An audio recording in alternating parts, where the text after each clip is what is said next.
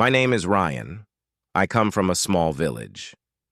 In my village, only a few people speak English, but I have a big dream. I want to learn English. I believe it will open many doors for me and help me connect with people from all over the world. One day, I made up my mind. It was time to start working toward my dream. When I told my family and friends, they were surprised but supportive. I began to get ready for this new journey. I saved up money, learned what I could about life in the big city, and felt both excited and nervous. Finally, the day arrived. I packed my bag, said farewell to my village, and boarded a long bus ride to the city. The city was huge and bustling with noise, so different from my quiet village, but I was ready to face it. I found the English Learning Center, a welcoming place with pictures of different countries on the walls. I felt right at home. There, I met my teacher, Mr. Kim. He was kind and encouraging, and he promised that learning English would be enjoyable. I also met my classmates who were from various places. Some were from the city, while others were from different countries. We were all there to learn English. Everyone felt a bit nervous, but we were in it together. On our first day, Mr. Kim taught us a few simple words: hello, goodbye, please, and thank you. It was challenging to pronounce them correctly, but Mr. Kim assured us that making mistakes was part of learning. After class, I chatted with a couple of classmates. I met Rosa from Argentina and Luis from Colombia. We agreed to study together and support each other along the way. That day, I returned home feeling happy. I had taken the first steps toward learning English and even made some new friends. I knew it would be a tough journey, but I was ready to work hard to make my dream a reality. My second day in the city was full of new experiences. I woke up early, filled with a mix of excitement and nervousness. Today, I would explore the city and try using English in real-life situations. First, I visited a cafe. I tried out my new skills and said, "One coffee, please." The barista smiled and handed me a coffee. I said, "Thank you," and felt proud of myself for using English outside of class. Next, I went to a park. The park was large and beautiful, with flowers and trees everywhere. People were walking and children were playing. I sat on a bench, and a woman with a small, cute dog sat beside me. "Hello," I greeted her. She replied with a smile, and we had a small conversation. Her dog's name was Buddy.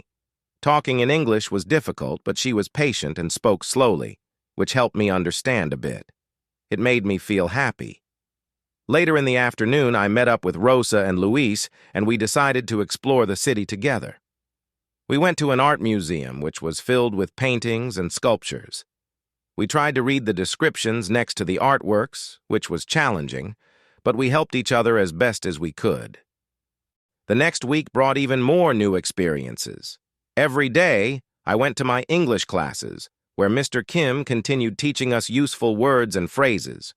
We learned how to introduce ourselves and ask questions like, "Where's the library?" or "How much is this?" Knowing these kinds of questions made me feel more confident navigating the city.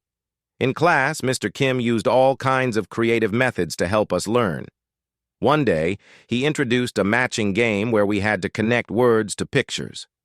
We laughed a lot and found that learning with games made it easier to remember new vocabulary.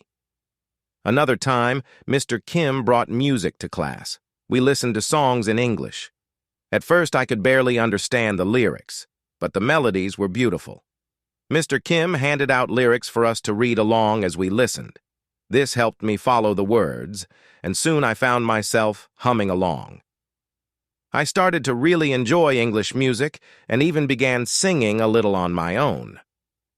Mr. Kim also recommended that we watch English language movies as practice. That night, Maria, Daniel, Mia, and I decided to watch a movie together. We chose a simple film with subtitles in our own languages. We didn't understand everything, but we enjoyed the experience and learned a few new words. Watching movies quickly became one of our favorite ways to learn English.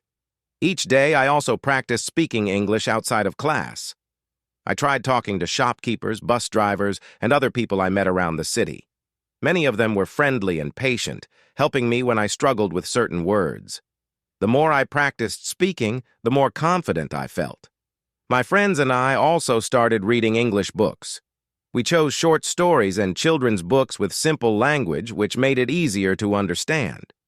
Reading not only taught us new words, but also helped us see how sentences were formed in English. One day, Mr. Kim gave us a challenging assignment. He asked us to write a short story in English. Writing felt difficult, and I made a lot of mistakes, but Mr. Kim reminded us that mistakes were part of the learning process. He helped me correct my work, and I felt proud when I finished. My story was about my first day in the city. By the end of the week, I was feeling great. My English skills were improving little by little. I could understand more, say more, and my friends and I had become a strong team, supporting each other every step of the way. The city felt like a place where I could truly grow. My journey of learning English had just begun, and I was ready for more challenges and fun experiences. The following week was packed with even more learning. Each day I went to class where Mr. Kim kept things interesting. We learned new phrases and played games to help us remember them. Mr. Kim asked us lots of questions, and even though we made mistakes, he always encouraged us, saying that mistakes helped us learn. This made us feel more comfortable. We practiced introducing ourselves, saying things like, "I am from Peru," Maria would say, or "I am from Guatemala," Daniel would add. I would say, "I am from a small village." We also talked about our families. "I have one sister," I shared, while Mia mentioned her 2 younger brothers. These small conversations helped us feel closer to each other. One day, Mr. Kim brought a portable speaker to class, and we listened to English songs. The music was fast, and it was hard to catch all the words, but Mr. Kim taught us the lyrics to one song, and we sang along. It was both challenging and fun, and the music helped us remember the words. Mr. Kim also showed us how to use the city library. The library had a special section with beginner books in English that we could borrow to read at home. Reading was still tough, but Mr. Kim encouraged us to read a little bit each day. Maria, Daniel, Mia, and I started studying together after class. We would meet in a cafe or at the park, where we practiced English, helped each other with homework, and even listened to English songs together. Sometimes we'd watch a movie with English subtitles and try to understand without our own language's subtitles. It was difficult, but it helped us learn new phrases. One day, we decided to make a poster with drawings and English words we were learning. We put the poster in our study space to help us remember vocabulary. Day by day, I started feeling more comfortable speaking English. I still made mistakes, but I wasn't as afraid to speak. My friends encouraged me, and we shared a lot of laughter, which made learning easier. At the end of the week, Mr. Kim said, "You're all doing great. Keep practicing." We were so happy. It felt like we were slowly becoming English speakers. We were eager to keep learning more. As the weeks passed, my English classes became the highlight of my days. I learned so much from Mr. Kim, and I learned even more from my friends as we practiced together. We realized that making friends was a huge part of learning English. One day, Mr. Kim gave us a special project. "I want you to interview someone from the city in English," he said. This was a big step for us. We had to speak to a stranger in English. Maria, Daniel, Mia, and I decided to tackle this project together. We headed to the park to look for someone who seemed friendly. In the park, we spotted a man walking his dog. We remembered that people with dogs often seemed approachable, so we gathered our courage and walked up to him. "Hello, can we talk with you? We are learning English," I said nervously. The man smiled and said, "Of course." His name was Mike, and he was very friendly. We asked him about his favorite food, his job, and why he enjoyed spending time in the park. Talking with Mike was a lot of fun. We learned new words and gained confidence speaking English with someone we didn't know. After the interview, we went to a nearby cafe and talked about how proud we felt for completing the assignment. We had made a new friend in the city and gained valuable practice. This experience showed us how powerful friendship and teamwork were in learning English. After that, we became more comfortable talking to people. We chatted with shopkeepers, librarians, and other students. With every conversation, our English got stronger, and our circle of friends grew. We even met more students from our English class and invited them to study with us. Learning English in the big city had become an adventure, full of challenges and rewards. Each day, I felt like I was getting closer to my dream. We were all very excited about the progress we were making. Learning English had become more than just a class for us. It was part of our everyday lives. We found ourselves using English in new and fun ways, and the big city was beginning to feel like home. Beyond English, we were discovering the joy of connecting with people from all over the world and sharing our cultures. One day, we met a few students who were also interested in learning different languages. They wanted to know about our native languages, and I was excited to teach them some words from my village's language. Sharing bits of my own culture was fun, and I realized that language exchange could be a two-way street. Inspired, we created a language exchange group. Every week we gathered with our new friends to teach each other simple phrases, songs, or sayings from our own languages. The meetings were full of laughter, and we quickly became a close-knit group from all corners of the globe. Our friendship group kept growing, and so did our confidence. The big city was no longer a strange place. It was full of friends and new connections. Learning English wasn't just about memorizing words or practicing grammar.